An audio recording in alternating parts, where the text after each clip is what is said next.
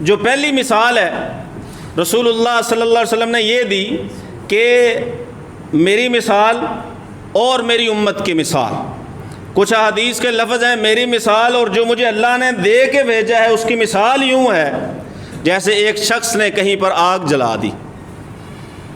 جیسے ہی الاؤ آگ کا روشن ہوا تو حشرات الارض اور پتنگے وغیرہ یہ آ کے آگ میں گرنے لگے.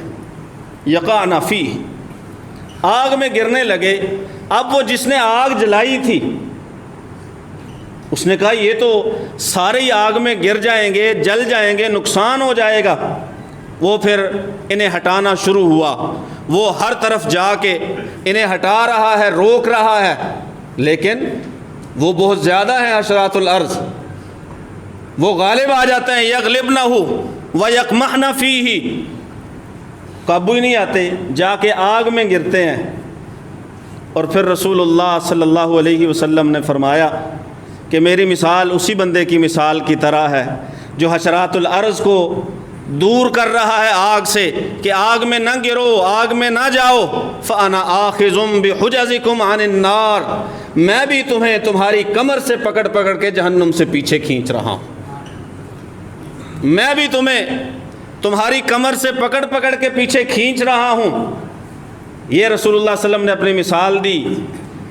اب ظاہر ہے جس نے رسول اللہ صلی اللہ علیہ وسلم کے روکنے کی وجہ سے اپنے آپ کو روک لیا آگ میں گرنے سے، کہ اللہ کے پیغمبر نے جسے پکڑا اور روکا اور وہ رک گیا، وہ آگ سے بچ گیا.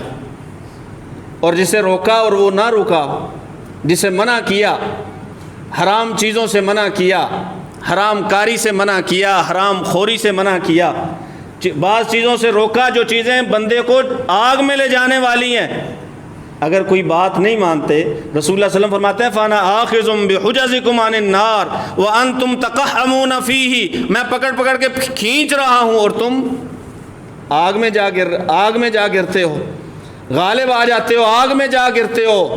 اگر رسول کی بات نہیں نہ کوئی مانے گا تو وہ ایسے ہی ہے جیسے اس نے اپنے آپ کو آگ کے حوالے کر دیا.